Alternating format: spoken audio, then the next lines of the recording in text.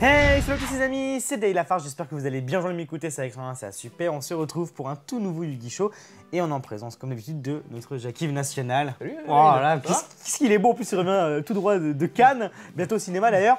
Et aujourd'hui on a l'honneur d'accueillir Yubel, l'un des plus grands casteurs de la planète Yu-Gi-Oh! Comment ça va mon petit Yubel? Présente-toi, raconte-nous tout.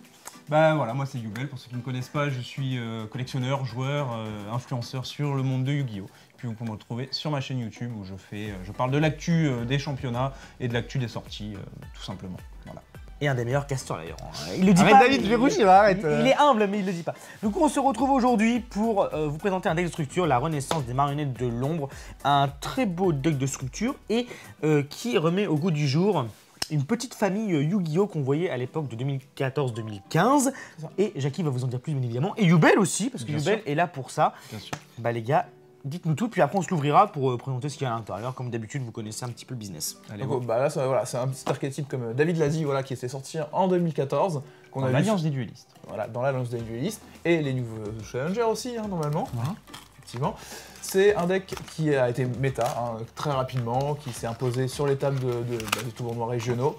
On l'a retrouvé jusqu'au national de l'année 2015. C'est un très très bon deck. Alors effectivement, après, il a un petit peu disparu des tables après octobre 2015 Le ban de Construct. et la banlist de Construct, même s'il y avait encore quelques versions, peut-être de Shadow Train, et ce genre de choses qui pouvaient encore tourner et qui étaient assez sympathiques. Voilà pour ce deck. Donc là aujourd'hui on retrouve une nouvelle version donc dans la confrontation avec de nouvelles cartes pour venir booster cet archétype et le rendre peut-être lui donner encore plus de force aujourd'hui, voilà, au goût du jour. Et en plus, bah, on a eu aussi un monstre lien qui était sorti avant ce petit deck et qu'on retrouve aussi dedans. Quoi. Oh, qu'est-ce que c'est beau. Tout à fait. Donc c'est un deck qui a été élu donc, suite à un sondage qui avait été fait justement pour la communauté. Donc il est arrivé premier, c'est pour ça qu'il est réédité. Et en deuxième, le bête sacré qui sera réédité dans quelques mois. Ouais, Konami écoute ses joueurs et ça on apprécie. Ça, donc du coup il y a eu 3 votes. Enfin, il y a eu 3 propositions, donc celui-ci qui a été remis. Il y en avait eu 5. 5 et il n'y en a que 3 qui ont été sélectionnés. C'est ça, pour l'instant il y en a 3. Excusez-moi, voilà, du coup j'active la voix de la vérité, toujours évidemment. Du coup, marionnette de l'ombre, on retrouvera également les bêtes sacrées plus tard dans un prochain Yu-Gi Show, dans quelques mois. C'est ça, c'est ça. Et on retrouvera en dernier. Normalement, les charmeuses aussi. Les charmeuses et en OCG, donc normalement on devrait les retrouver aussi en TCG, en toute logique. Que des archétypes qu'on avait vus quand même il y a quelques années, ça fait grand plaisir de les revoir. Surtout moi j'attends les bêtes sacrées. Voilà. Ouais, les bêtes sacrées, personnellement, moi, c'est trop des hommes les bêtes sacrées. Ah, les bêtes sacrées, c'est les joueurs de GX. Ah, magique, ça. C'est la meilleure époque. C'est la meilleure époque. C'est la meilleure époque. La meilleure époque, les gars, c'est les trois là. C'est les trois là. Allez, bah, on va finir à 2. Allez, merci Jackie d'avoir participé en tout cas. Donc du coup, on a ce magnifique tapis à l'intérieur de ce deck de structure. Dans chaque deck de structure, on a toujours un tapis qui vous accompagne pour poser, avec des zones de cartes, pour poser vos cartes Yu-Gi-Oh! Bien évidemment. Donc voilà à quoi il ressemble. Un joli tapis. Et en plus, plutôt pas mal. Ce qui est intéressant aussi pour les joueurs, c'est de savoir qu'il y a quelques petites explications de comment tourne le deck et avec quoi vous pouvez combiner le deck avec les sorties autres qui sont sorties précédemment ou qui vont sortir afin d'agrémenter votre deck et l'améliorer. On retrouve le coffret dévastateur de duel. Oh, alors non, moi je fais qu'une review effectivement de ce qui était proposé. C'est pas mal, c'est vrai que je prends jamais le temps de regarder ça. C'est parce que tu es à un niveau supérieur qui n'a pas forcément besoin de ça. Tu connais déjà un petit peu comment fonctionne le deck, mais pour les nouveaux joueurs, c'est vraiment bien. très sympathique de la part de Konami de proposer cette aide. Moi j'ai surtout vu ça là, mais le dévastateur de duel, il y a un bon souvenir quand même. C'est un bon ajout parce que ça va nous permettre d'avoir toutes les end-traps et on peut clairement jouer beaucoup de end-traps dans ce deck vu qu'il va jouer sur les attributs et que les end-traps ont plein d'attributs différents. C'est vrai. C'est vraiment l'intérêt justement d'aller ajouter le duel dévastateur. Du coup, voici les cartes présentes à l'intérieur du deck de structure. Donc comme d'habitude, on retrouve toujours une carte ultra rare au devant du deck qui est mis à l'effigie sur la boîte. Donc là, c'est Krista marionnette de l'ombre, elle. C'est ça. Elle, bon d'accord. Bah, ça c'est voilà. Elles sont toutes L en fait à l'intérieur. Elles sont toutes L, d'accord. Toutes les fusions sont des L. Donc là, on retrouve toutes les marionnettes de l'ombre. Alors celle-là, c'est une nouvelle. Celle-ci, c'est une nouvelle, ok. Voilà, là, c'est une nouvelle. Al Capone, marionnette de l'ombre L, ok. Qui vient nous ajouter du coup un attribut d'arc, un nouvel attribut d'arc que nous n'avions pas. Et voilà. 3 ultra rares. Oh, c'est... il y en a. Et là, ce qui est intéressant, c'est Construction, celle qu'on a parlé qui était bannie, qui est revenue maintenant, et qui vient avec un nouvel artwork, exprès pour le deck. En plus, j'allais plus te demander la question, est-ce que ce sont des nouveaux artworks, etc. Justement, celui-ci est un nouvel artwork, et on aura Winda aussi qui sera sur un nouvel artwork. Winda et BG, ouais, franchement. Les deux sont quand même plutôt sympathiques. Tu veux que je trouve la petite Winda? Vas-y, Jacques. Hop, on va regarder. Tu connais par quoi les illustrations? Hop. C'est Jacques qui les dessine. Donc, C'est ça à la maison. Donc voilà, là on a Winda qui est splendide.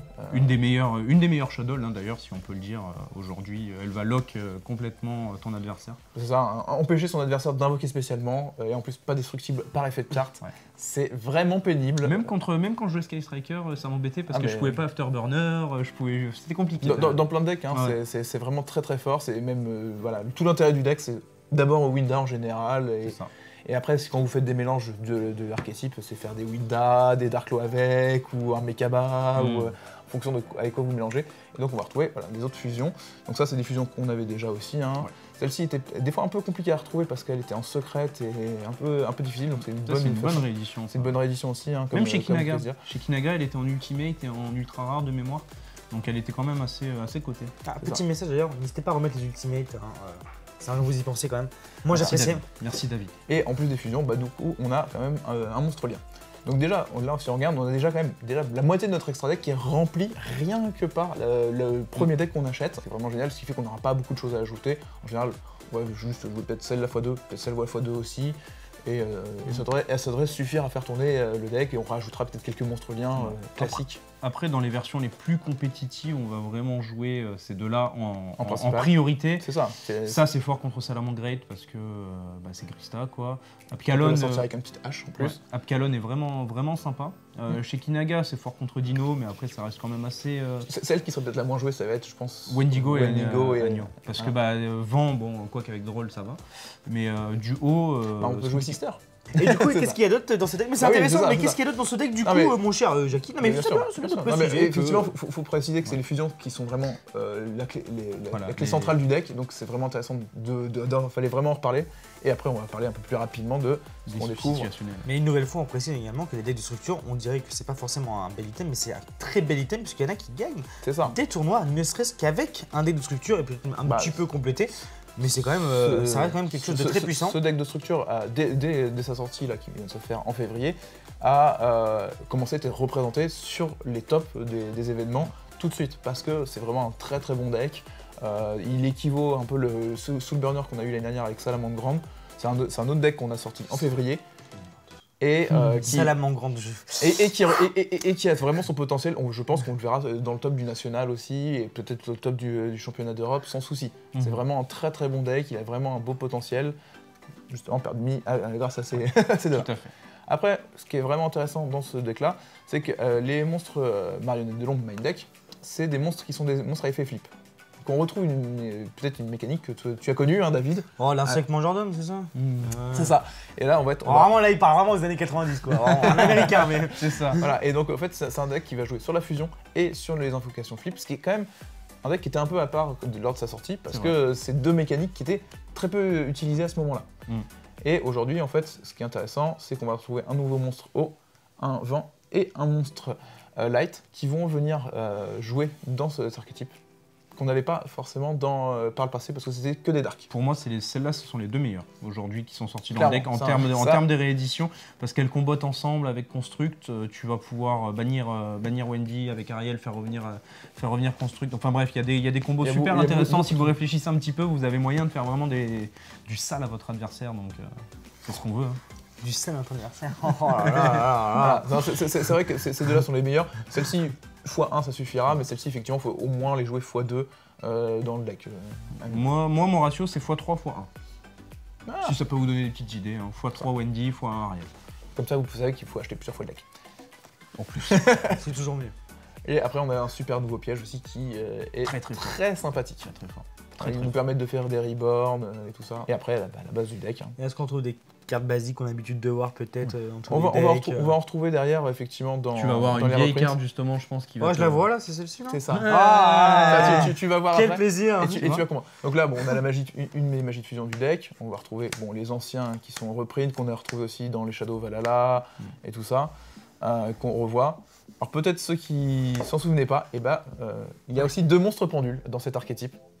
Pas très souvent utilisé parce que c'était pour aller jouer avec les Ephra, qui faisaient un mélange de tous les archétypes. Oui, enfin les cartes pendules, je crois que l'heure est passée du coup. C'est des drôles.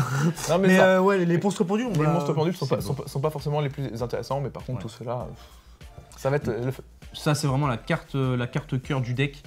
Parce qu'en fait, si ton adversaire contrôle un monstre invoqué spécialement dans la zone extra monster zone, tu peux directement fusionner depuis le deck. Donc en fait, tu peux avoir juste cette carte en main pour pouvoir commencer à jouer et envoyer après des cartes au cimetière qui vont eux-mêmes proc des effets. C'est très très fort. Parce qu'en fait, tous les monstres Shadow ont un effet flip ou un effet quand ils sont envoyés au cimetière par un effet de carte. Ouais.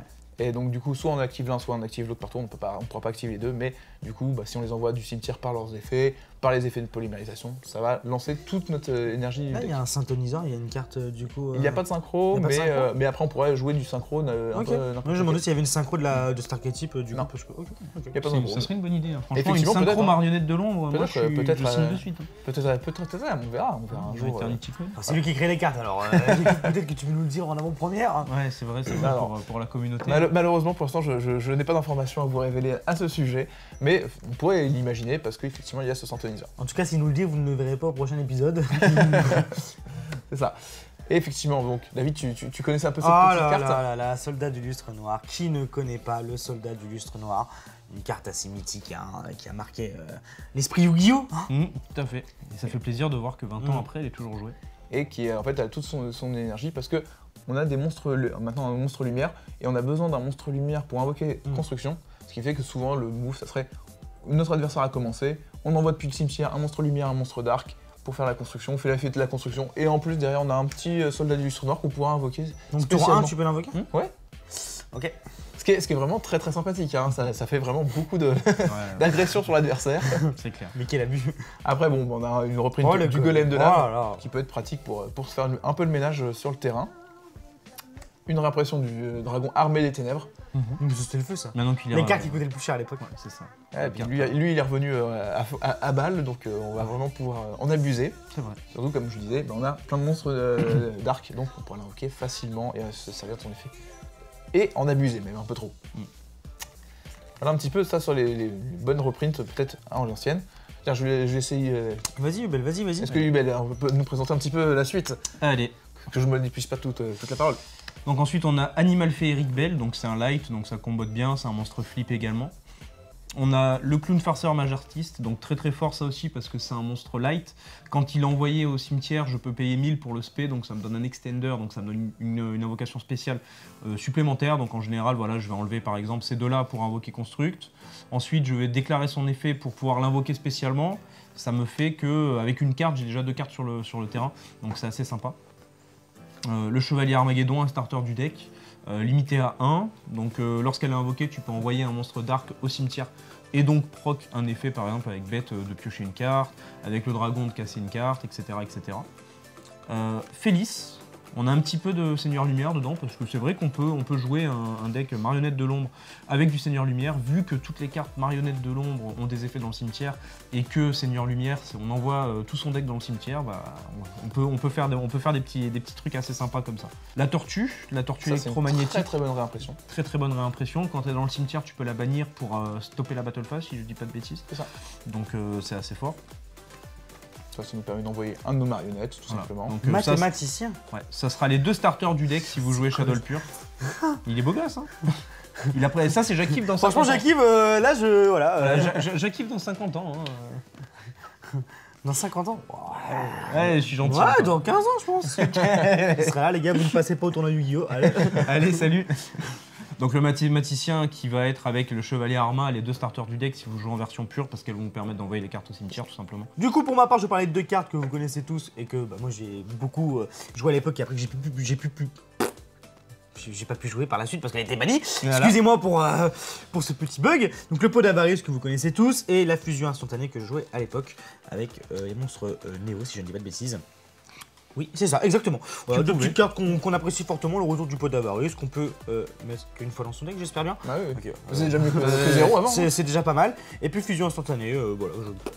C'est les cartes que moi je vous présente. Pas besoin de vous en dire plus là-dessus parce que vous les connaissez. Et après, on va pas vous présenter tout le deck parce que c'est vrai que ça commence à faire très long. On vous a présenté les cartes les plus intéressantes de ce deck, l'archétype le plus intéressant. Et puis je pense que ça va être la fin de ce Yu-Gi Show. Est-ce qu'on a quelque chose à dire peut-être Acheter 3 exemplaires du Un deck. petit mot sur les YXS peut-être Alors, On a peut-être quelqu'un à féliciter. Effectivement, on va peut-être féliciter Ryan Jabri, Félicitations. qui a gagné l'YXS au nom de la France. Voilà. Voilà, c'est un Français qui a gagné l'YXS. Ça faisait 5 ans qu'on n'avait pas Peut-être gagné YXS, qu'est-ce que c'est mon petit Jackie YXS, c'est les Yu-Gi-Oh! Championship Series, qui sont des tournois internationaux au niveau des continents. Donc soit il y en a en Amérique, soit il y en a effectivement en Europe, il y en a aussi en Australie, il y en a au Japon. Et là, c'était la version Utrecht, du coup aux Pays-Bas, qui a été gagnée par notre joueur français avec son deck Salamandre, donc un deck de structure. Salamandre encore. Ouais. Et il a dû affronter quand même quelques marionnettes de l'ombre qui étaient là, présentes jusqu'au top de l'événement. Donc je pense qu'on peut avoir un maximum de GG en commentaire parce que ça fait plaisir de voir un Français sur le toit de l'Europe. Et donc du coup, écoutez, j'espère que cet épisode vous a plu. On retrouvera Yubel dans des futurs épisodes, j'espère bien. Avec grand plaisir. Voilà, n'hésitez pas à aller découvrir Yubel sur ses réseaux sociaux. Jacques-Yves, comme d'habitude, vous connaissez l'histoire. Et n'oubliez pas le petit pouce bleu de vous abonner, puis on se dit à très bientôt. Ciao. Ciao.